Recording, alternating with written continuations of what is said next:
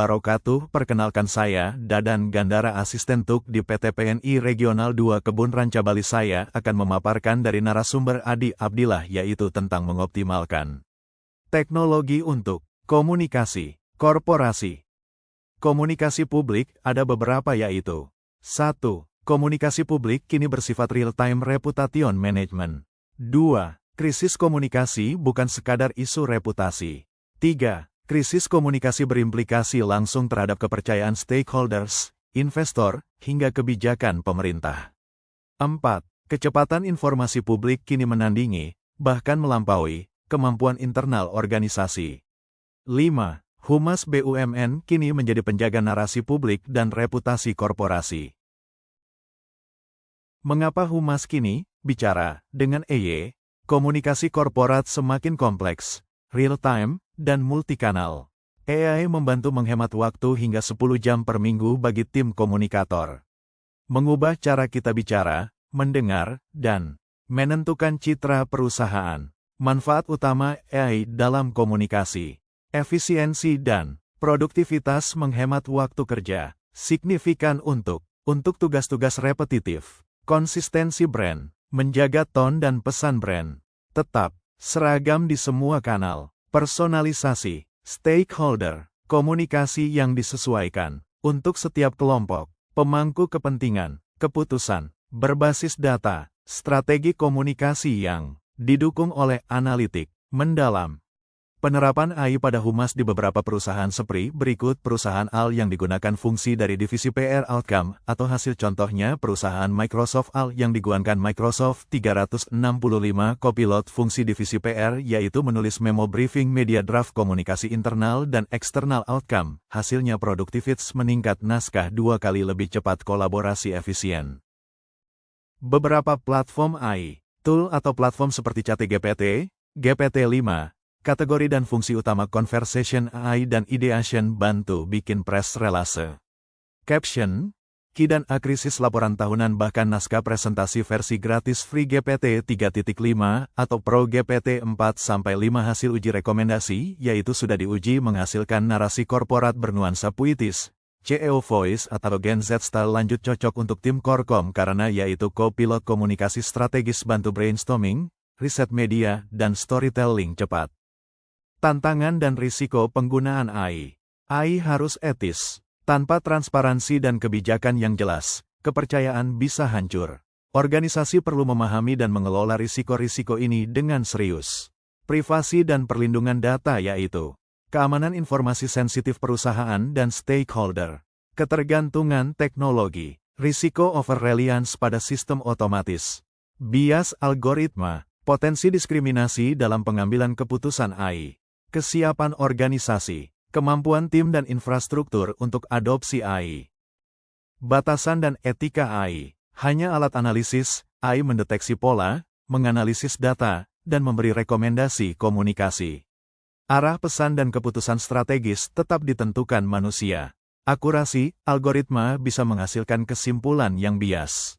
Perlu verifikasi hasil analisis AI sebelum digunakan dalam strategi publik. Empati dan kemanusiaan, AI tidak memahami konteks emosional atau budaya lokal. Komunikasi krisis butuh kepekaan terhadap perasaan publik dan norma sosial yang berlaku. Keamanan data, hindari memasukkan informasi rahasia perusahaan. Pembuatan konten AI. Workflow dasar pembuatan konten AI. Workflow, konsep dan ide. Pembuatan konten AI. Image, video, target, audience dan gaya, komunikasi, storyline, storyboard, prompt, deskripsi, produksi, konten, publikasi di media sosial, deskripsi storyline dan storyboard. Storyline sama dengan alur cerita utama, ringkasan dari perjalanan cerita dari awal sampai akhir. Storyline narasi pendek atau paragraf. Storyboard rencana visual dari storyline, berupa gambar berurutan per scene, frame demi frame, lengkap dengan catatan kamera, dialog, dan suasana. Peta jalan dan jiwa image, video, menentukan arah, fokus, dan pesan utama. Dasar untuk prompt, konsistensi, dan emosi visual. Ini contohnya pembuatan AI. WORKFLOW Pembuatan Image AI. 1. Konsep dan storyline. Tentukan ide audiens dan deskripsi cerita dan gambar spesifik dan detail. Terjemahkan konsep atau ide ke storyline. Gunakan bantuan AI Agent, ChatGPT Gemini DSD untuk brainstorming. 2. Pemilihan tools. Pilih platform seperti Nano, Banana, Canva, Gemini, Geogel, AI Studio Designer, ChatGPT, DALL. 3. Prompting. Buat prompt berdasarkan storyline, bisa dibantu AI Agent ChatGPT Gemini. Masukkan prompt text to image ke platform Image AI, Nano, Banana, atau Canva. Simpan hasil platform Image AI sesuai format JPG PNG di HP atau Geogel. 4. Editing image. Hasil prompt edit platform seperti AI Editing seperti Canva atau editor AI lain. Color grading, retouch. 5. Ekspor. Simpan hasil akhir dari image AI Editing, Canva dan lain-lain sesuai format JPG PNG di HP atau Geogel Drive. 6. Publikasi. 1. Image ekspor postingan dan story TikTok atau Fabe Collage Image Template Collage di CapCut IG TikTok Reel lalu posting di IG atau TikTok. 1. Storyline dan storyboard. Alur cerita, konsep, ide susunan storyline atau storyboard. Brainstorming dengan tim dan AI Agent, ChatGPT Gemini dan lain-lain. 2. Penulisan skrip. Siapkan naskah, bisa dibantu AI Agent seperti ChatGPT atau Gemini. 3. Prompting. Masukkan skrip atau image to video. AI akan menghasilkan video klip animasi bahan suara secara otomatis. 4. Pembuatan video AI. Gunakan tools seperti Sora, VEO, Click AI, Runway ML, Seedream, FreePic, dan lain-lain. Generate video dari text to video atau image to video. 5. Audio dan avatar, optional, gunakan Hagen Hendra untuk avatar digital dan Lutz untuk voice cloning. 6. Editing. Salah satu platform editing video populer adalah CapCut. Tambahkan subtitle, musik, efek visual, dan filter. 7. Ekspor dan publikasi. Ekspor ke format MP4. Unggah ke media sosial TikTok, YouTube, LinkedIn. IPS. Produksi konten AI di medsos. 1. Riset topik atau ide brand. 2.